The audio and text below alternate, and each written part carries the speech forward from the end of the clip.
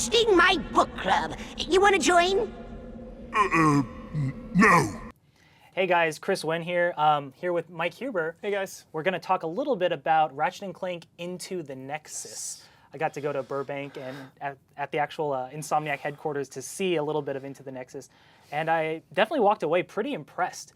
I know the last two games, as you say, Such a letdown. Letdown. Coming off of Crack in Time, which to me is the absolute culmination of the entire franchise. Just the Metal Gear Solid 4, really, to Ratchet & Clank. Just the culmination of events, nostalgia, evolution, just couldn't have been a better game.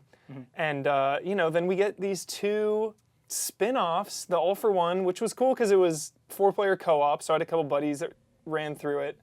But just the gameplay wasn't nearly as good. The graphics were a step down.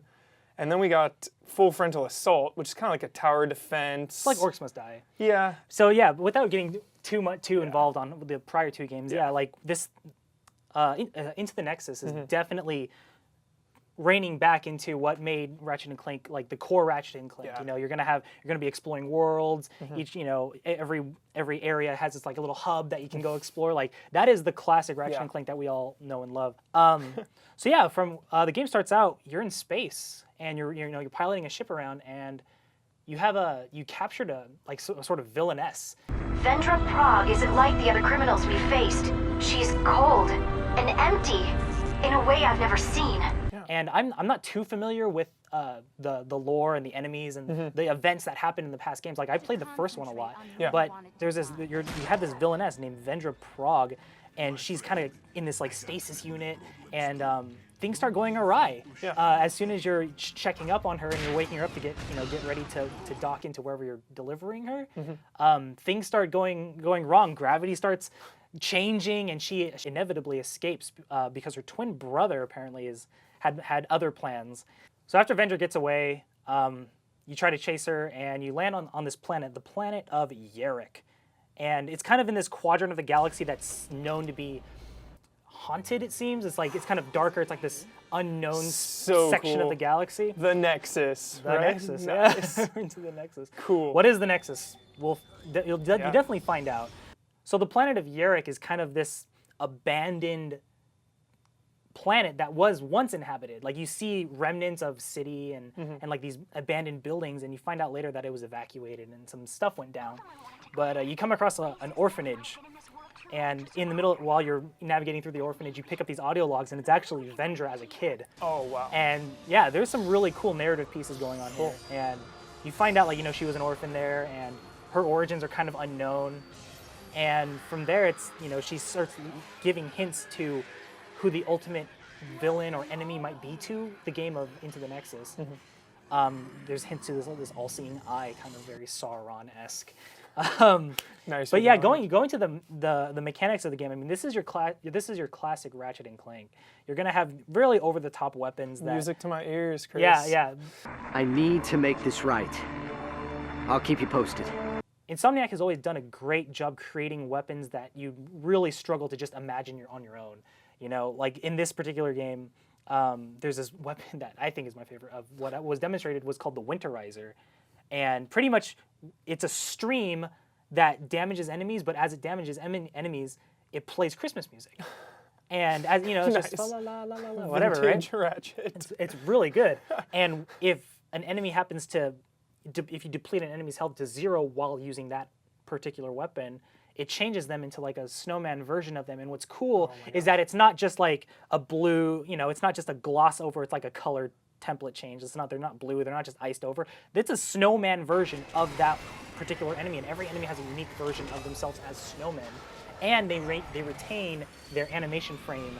That's the thing that got me is, a Thugs for Less guy, alligator-looking dude, he was like swiping at me with his sword, and when I winterized him in mid-animation, like that animation stuck, and he was making a goofy face as the winterized snowman version of him. That's so cool. What's also cool is that it works on bosses. So you can finish off a boss and winterize the boss. So that would be a treat to see what all the bosses in the game can look like if you finish them off with the winterizer. I bet that's like a skill, because all the Ratchets have like skill points you can get. And I remember one of the old ones, you got to unlock before a snowman skin. It was one of the early Oh, Ratchets, really? so that's cool that they brought that That's back. really cool. One of the other weapons that they got is the Nightmare box, which I don't know if you've seen any trailers or stuff, but I got to see it firsthand. And pretty much you just shoot out this box. It's like a little old Jack-in-the-Box, and this big, crazy-looking, there's like a handful of creatures that can pop out, but there's like a big eyeball, there's like a skull-looking thing, my a God. demon-looking thing. But yeah, it's a really good crowd control sort of weapon because when you're trying to face off against like a horde of enemies, it can get kind of hectic.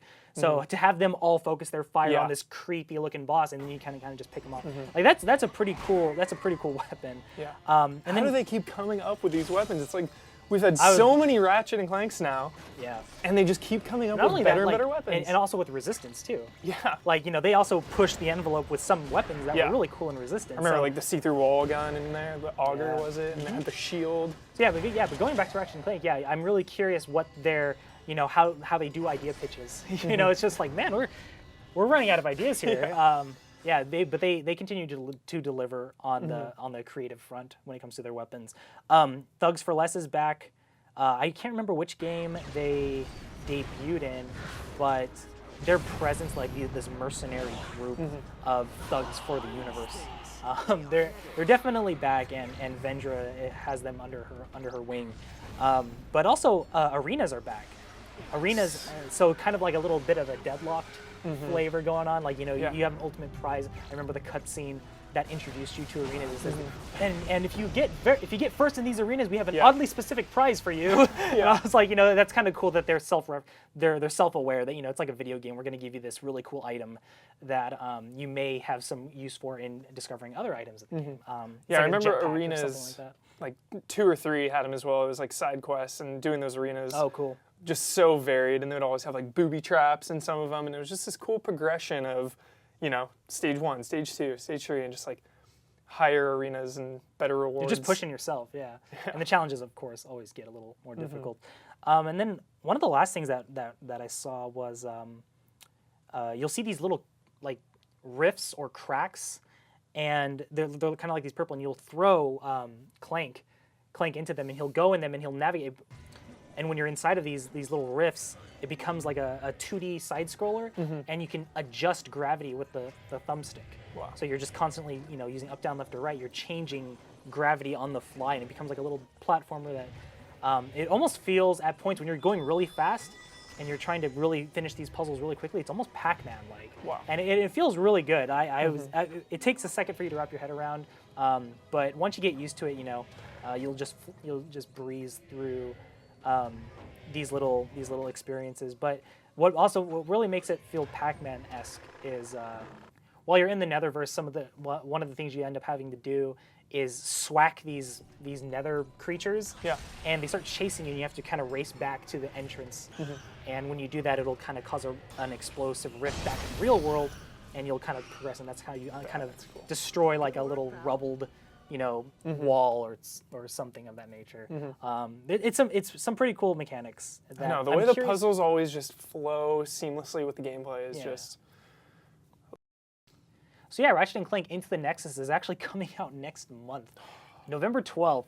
That's 3 days before the PS4 comes out. Crazy. Right? The PS4 comes out the 15th, right? Nice little send-off. Yeah, that is a good way. that is like one last solid PS3 exclusive game before we jump into the next generation.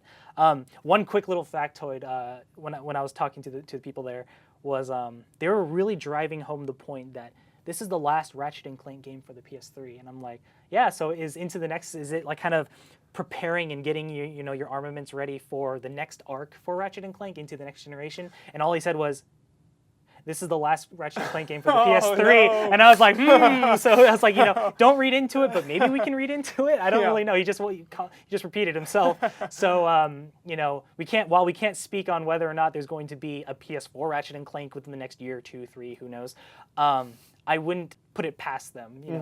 It's Ratchet & Clank. It's almost like a little epilogue to the who knows what it's going to set up for the next adventures of Ratchet. But definitely check it out if this hasn't been on your radar. It's definitely something that should get your attention, especially if you're a Ratchet & Clank fan and the last 2 games may not have jived well too much with you. This is definitely back to its roots, back to what made the series great. Yeah. And you know, I'm just so excited. It's definitely back on track. All right, so yeah, Into the Nexus, definitely a good send-off to the Ratchet and Clank series on the PS3, and I just can't wait to see more. Yeah. Thanks for watching, guys. Thank you.